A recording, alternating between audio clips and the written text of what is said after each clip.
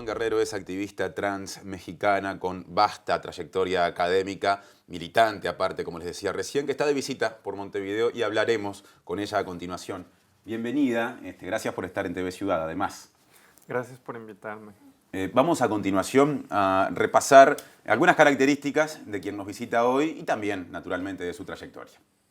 Pero las reflexiones... Giovanna Guerrero es una mujer transexual mexicana, feminista y activista que con menos de 40 años acumula múltiples méritos académicos en el campo de la filosofía e historia de la biología evolutiva y la filosofía e historia del sujeto. Sobre esa base se ha especializado en la filosofía y la historia del género, la raza y la sexualidad. Llegó a Montevideo invitada a participar del 12º Seminario Académico sobre Género y Diversidad Sexual, organizado por el área académica queer de la Facultad de Ciencias Sociales de la UDELAR. Su exposición se tituló Construyendo Género, Narrativa, Cuerpo y Afecto en el Sujeto Trans. Tanto el concepto de género como la posibilidad de construirlo suelen ser ideas cuestionadas por quienes sostienen enfoques puramente biológicos, basados en una división sexual entre hombres y mujeres asociada a la genitalidad al momento del nacimiento. Paradójicamente, en los últimos tiempos, esa visión es defendida desde sectores sociales fuertemente influenciados por algunas religiones, a menudo contrarios a la expansión de derechos hacia las poblaciones trans. ¿Por qué hablar de género y de su construcción?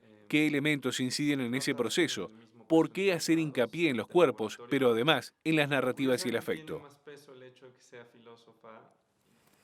Bueno, Siobhan, tú viniste acá a Uruguay, a Montevideo concretamente, por este título de la exposición que recién lo estábamos diciendo, Construyendo Género, Narrativa, Cuerpo y Afecto en el Sujeto Trans. Lo podés decir además no solo por tema académico, sino también en primera persona. ¿Cuáles son los principales ejes que desarrollás en esta exposición? Bueno, primero que nada es un diálogo entre filosofía y activismo. Vivimos en un momento donde hay una contienda alrededor del sujeto trans. Hay personas que todavía creen que somos un sujeto enfermo, un sujeto patológico, un sujeto que no tiene cabida. O peor aún, que somos un invento de la medicina. Lo que yo estoy tratando de presentar es un análisis desde la filosofía de cómo pensar un sujeto trans, que es un sujeto autónomo, que es un sujeto con voluntad, que no es un sujeto enfermo, que es un sujeto capaz de contar su propia historia. Y esto es fundamental. Se llama identidad, cuerpo y afecto, precisamente porque lo trans no nada más es identitario, tiene que ver con una relación al cuerpo, con una relación a los afectos, maneras de desear el propio cuerpo, quién quiero ser, claro, y maneras de ser deseada y desear a otras personas. Es una posición de vida. En ese sentido, la idea principal era esa, hablar desde lo trans, sobre lo trans, y eso casi nunca pasa. Y yo te voy a preguntar, esto es como, digamos, es relativamente nuevo el concepto, se está creando mayor conciencia, pero digo, esto no pasaba antes. ¿Cómo ha sido esa evolución a lo largo del tiempo para hoy tener estar intentando crear esa conciencia? Bueno, hay una manera en la cual podríamos decir que el sujeto trans siempre ha existido. Lo que no ha existido es un sujeto trans que se haya pensado desde la medicina, eso es una cuestión del siglo XX, o desde un activismo identitario. Si tú vas a otras partes del mundo, el sujeto trans siempre ha existido con otros nombres, con otras lógicas, con otros relatos. Lo novedoso en este momento es que está emergiendo un sujeto trans que no se piensa desde la patología, no se piensa desde la vergüenza, no se piensa desde la culpa, ni tampoco es una cuestión que sea una cuestión asociada a lo criminal, a lo criminalístico, como por ejemplo hace 50 años se hablaba de las diversidades sexuales como un indicador de peligrosidad social. O sea, no eras un enfermo, no eras una enferma, pero eras lo siguiente, una persona peligrosa para la sociedad. ¿No sigue siendo así? Para algunas personas. Somos personas peligrosas para el status quo, no para la sociedad, y esa es una diferencia importante. Hiciste, Giovanna, mucho hincapié en la patologización. Todavía la Organización Mundial de la Salud tiene pasos pendientes para dar. Entonces, ¿cómo se consigue la visibilización de los últimos tiempos, los avances de los últimos tiempos, pese a que en el terreno científico-médico todavía, evidentemente, hay discusiones no saldadas? Bueno, ahí hay dos cosas. Uno, estamos a punto de lograr que de hecho se saquen a las identidades trans del Código Internacional de Enfermedades de la Organización Mundial de la Salud. ¿A punto de lograrlo? Estamos a punto de lograrlo. Bien. Ya se anunció que el próximo año va a eliminarse incluso la categoría de incongruencia de género. Eso va a ser un logro. De hecho, se mantenía por una cuestión que tenía que ver con la lógica de los seguros en Estados Unidos. ¿Cómo es eso? En Estados Unidos una cosa que pasa es que no hay medicina pública. La medicina es sobre todo a través de seguros, de compañías de seguros. Y estas solo te pagan aquello que está en un manual médico. Eso llevó a que en Estados Unidos se dijera que si se sacaba a la identidad trans del Código Internacional de Enfermedades o su equivalente norteamericano, no iban a haber atenciones específicas para población trans. Este es un problema de los norteamericanos que tendrán ellos que resolver, pero el resto del mundo no puede cargar una patologización que no tiene ya justificación. Y esto sí quiero decirlo. Una cosa que hemos aprendido es que no estamos ante identidades fallidas, no estamos ante identidades que resulten de un trauma. Esto no es una condición médica. Somos tan competentes intelectual, física, ética, política, estéticamente como cualquier persona. Una vez que sabes eso, ya no tenemos nada que hacer en un manual médico. Sí es cierto que vivimos más violencias y sí es cierto que esas violencias pueden generar, por ejemplo, intentos de suicidio. Pero lo que hay que combatir, por supuesto, es la transfobia. Lo que hay que acompañar es, por ejemplo, a las juventudes que viven esa transfobia. Pero no, eso no es patologizar a la población trans. Ahora, discúlpame la ignorancia, ¿no hay una cierta incongruencia en saberse de un sexo o de un género, no sé cómo es, cómo sería y haber nacido en otro? Es decir, ese tránsito es necesario si en una mujer trans, en un hombre trans. O por lo menos para aclararlo, ¿no? Eso digamos que es la narrativa hegemónica, que es la famosa narrativa del cuerpo equivocado. Esa narrativa desde algunos transfeminismos, y quiero especificarlo, no todos los transfeminismos sostienen las mismas ideas. Algunos transfeminismos están cuestionando esta narrativa, porque justo ha llevado a una relación con el cuerpo trans de vergüenza, de ocultamiento, incluso de alejamiento de algunas partes de nuestro propio cuerpo, de rechazo. Pero hay una parte del transfeminismo que está diciendo, en realidad otras historias de vida son posibles. Suponer que hay una incongruencia es todavía tomar al cuerpo cisgénero, es decir, al cuerpo no trans, como la norma. Y esto no tiene que ser así. O sea, simplemente podrías decir que hay otras maneras de habitar el cuerpo, que hay otros relatos, hay otras posiciones sociales ocupables. Y de hecho hay culturas donde lo trans se vive así. Lo trans no se vive como una incongruencia, no se vive como un acto fallido, se vive simplemente como una manera distinta de habitar el propio cuerpo. ¿En qué culturas? Yo te diría que, por ejemplo, en Estados Unidos, lo que se llaman los dos espíritus, que es una cuestión muy específica de algunos pueblos originarios de Estados Unidos, no se vive, de hecho, como una violación a la naturaleza o como una incongruencia. Se vive precisamente como un cuerpo donde se reúnen dos naturalezas y se encuentran.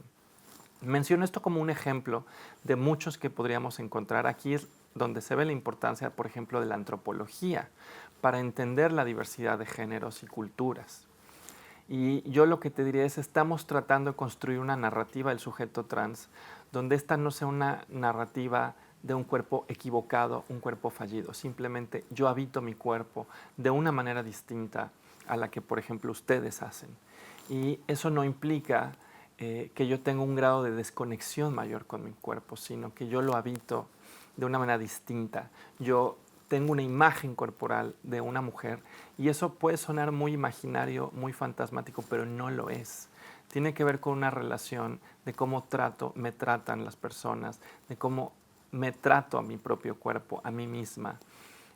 Es una manera distinta de narrarlo. Puede sonar raro para mucha gente, pero los transfeminismos estamos tratando de construir una narrativa del sujeto trans que no sea una narrativa de enfermedad, de culpa, pero tampoco de falla, ni de incongruencia. O sea, es un acto de dignificación del sujeto trans. Transfeminismos dijiste varias veces, es decir, en plural, no hay uno, deduce uno, sino varios transfeminismos. ¿Qué podemos decir? Hay corrientes predominantes. ¿Qué riqueza se encuentra uno allí cuando empieza a encontrarse con diferentes encares de la cuestión?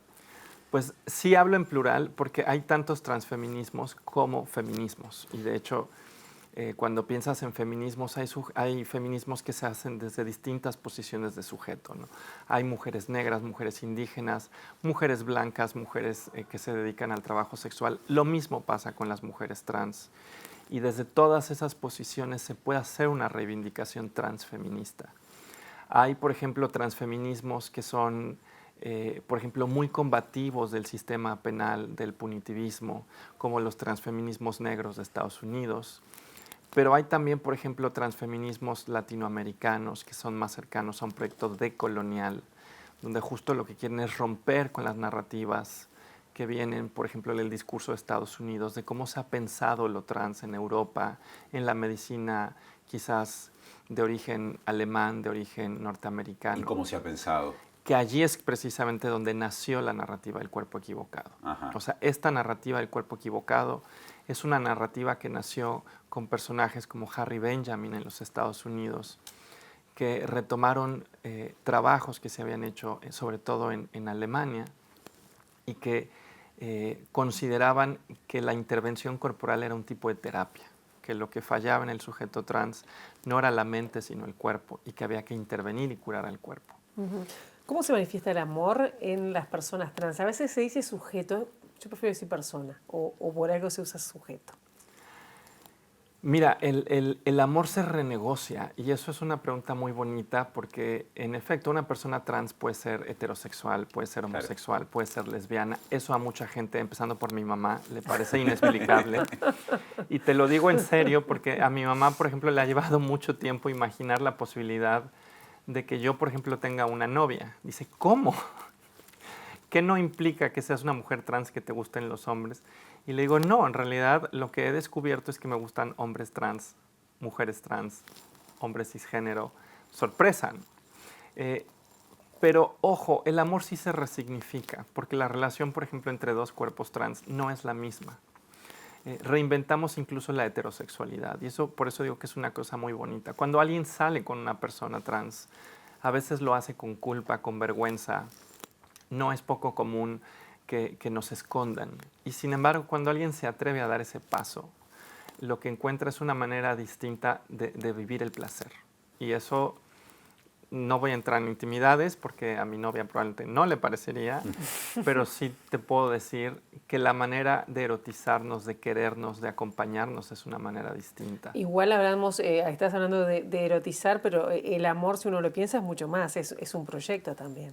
Claro. ¿También se piensa de manera diferente? También se piensa de manera diferente. En México, por ejemplo, hicimos un ejercicio para ver cómo pensaban las personas trans sus horizontes afectivos. Nos encontramos con que muchos se han vuelto, por ejemplo, personas que ya no se fijan tanto en el género de sus parejas, sino el hecho de tener relaciones de cuidado, de acompañamiento.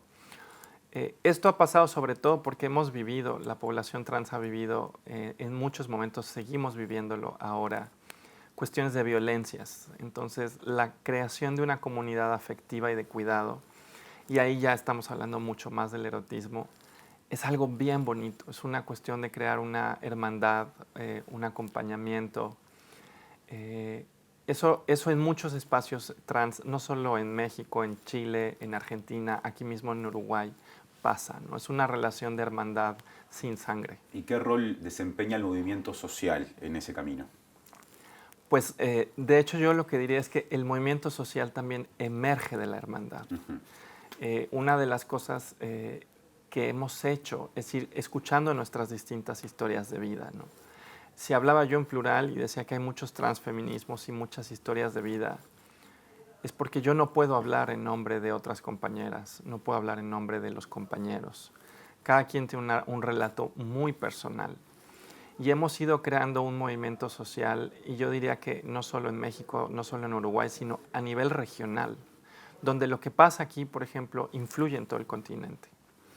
Y es una cosa muy importante, porque lo que estamos haciendo es una defensa de las historias de vida de cada quien. Al comienzo decías, Siobhan, que la patologización en breve dejará de ser un problema, y yo me quedé pensando en otros problemas que en algunos casos mencionaste, aunque más no sea la pasada. La criminalización es uno de ellos.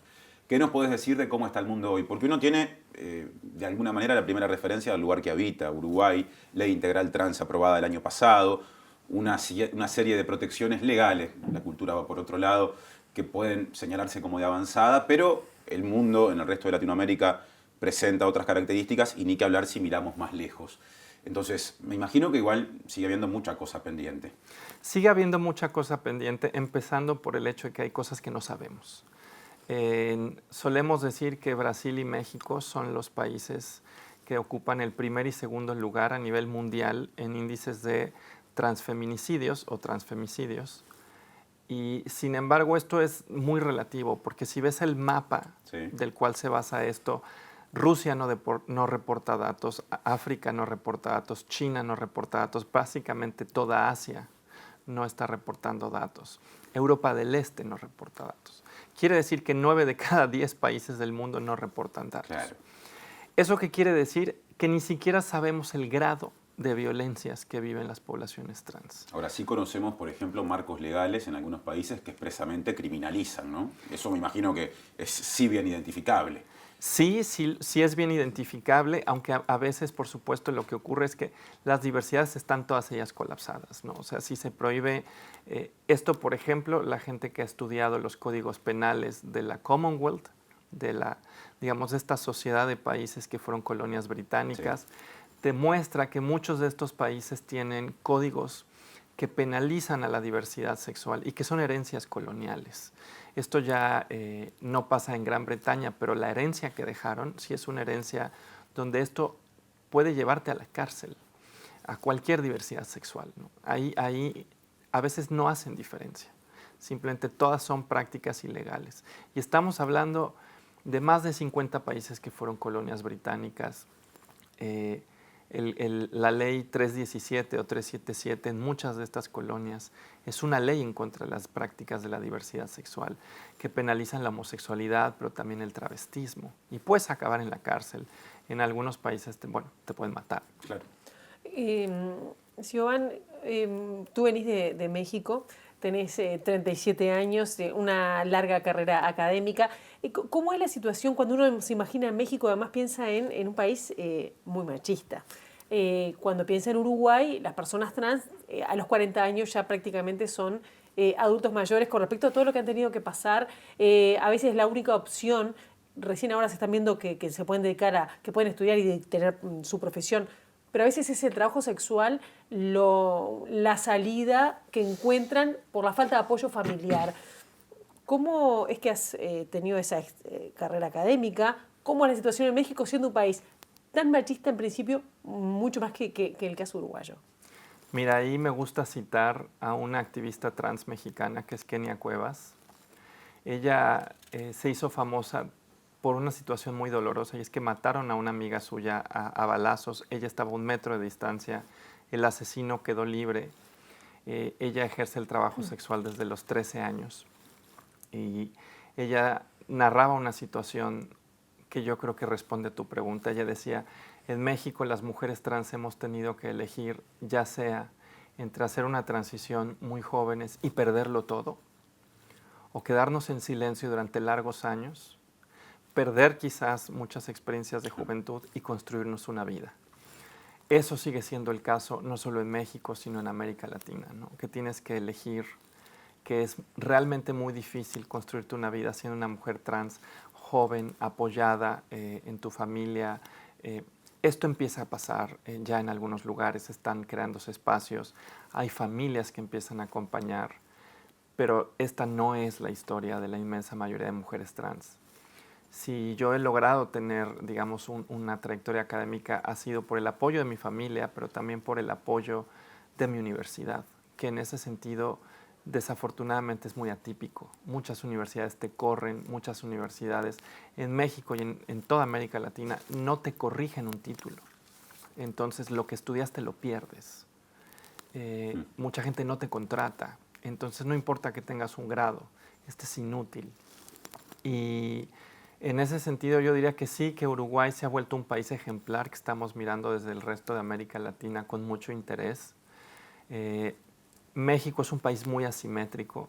La Ciudad de México es una isla de derechos.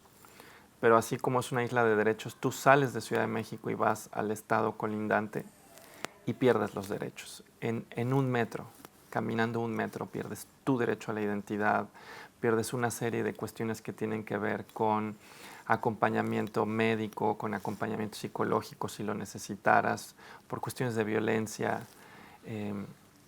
En ese sentido yo te diría, México es muy heterogéneo, pero la inmensa mayoría de las vidas trans siguen siendo vidas que están luchando, y lo que estamos queriendo construir es un mundo donde no tengas que elegir qué sacrificar. ¿Y qué se puede esperar en el México todavía incipiente de Andrés Manuel López Obrador, personaje político nuevo en el sentido de que llega a través de la izquierda mexicana a romper con la hegemonía de otros partidos? Yo te diría que ahí tenemos todavía una gran pregunta. Históricamente Andrés Manuel no ha sido un aliado de los feminismos ni de los movimientos LGBT. Sin embargo, en los últimos 2 años su discurso ha cambiado. Ajá. Ya no habla de someter a voto los derechos de las minorías o de las mujeres. Eso es importante.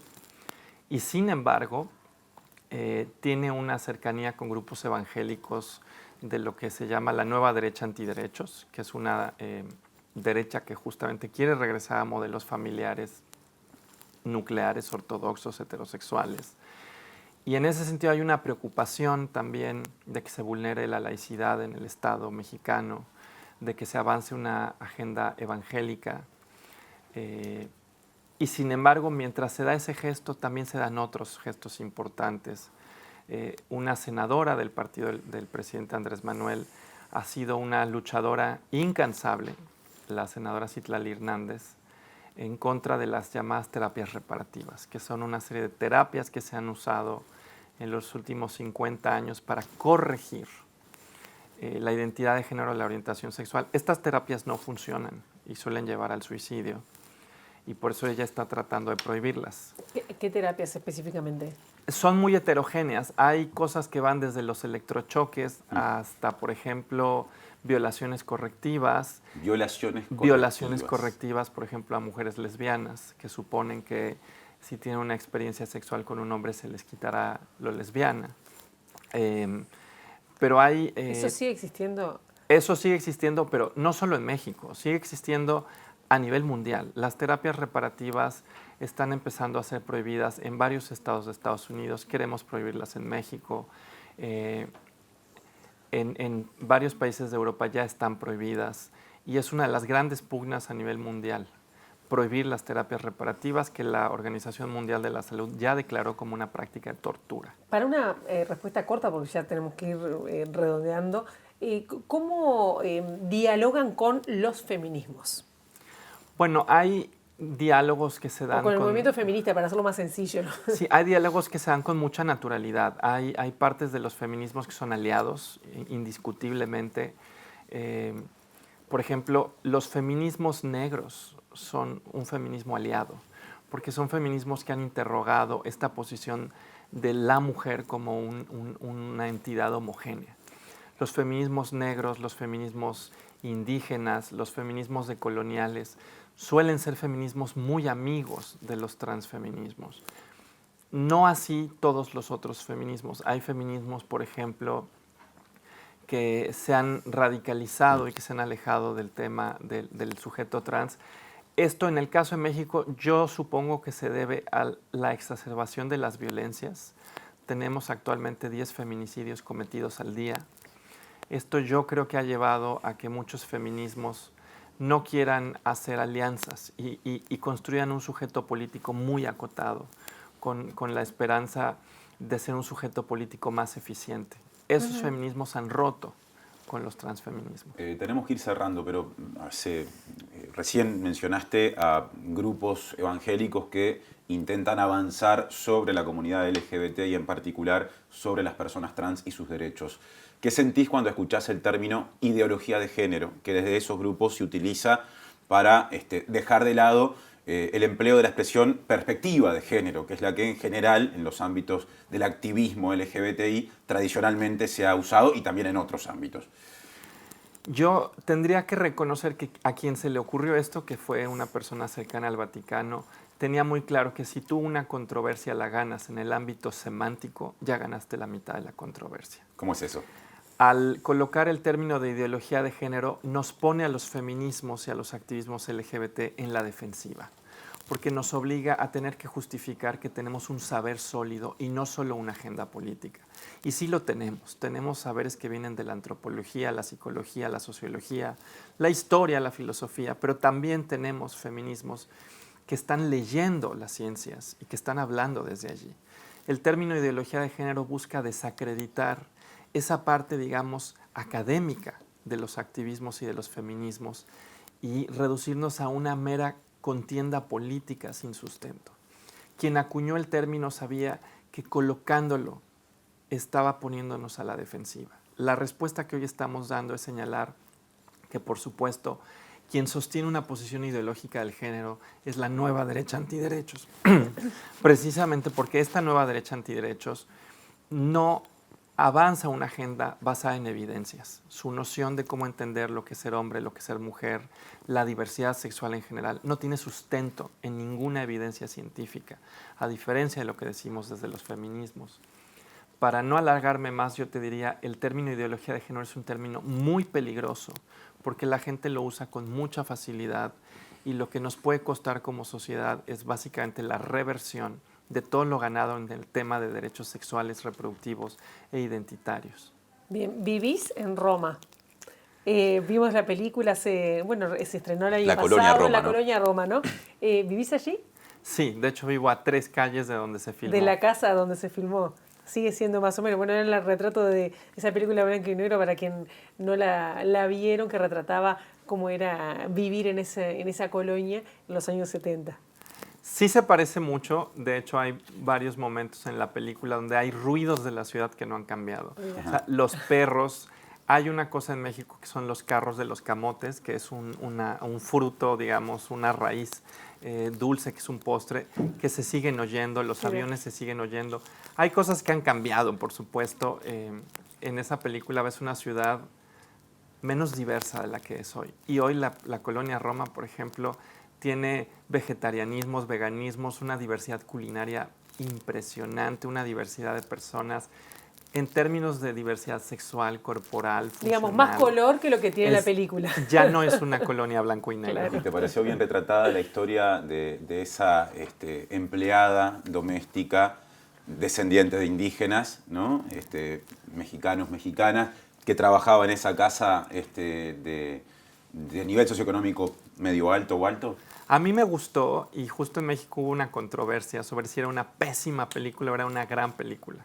Yo lo que decía es, a ver, la película no es un documental. Bien, claro. Si la lees así, la estás leyendo mal. La película es una película que imagina el encuentro de dos Méxicos.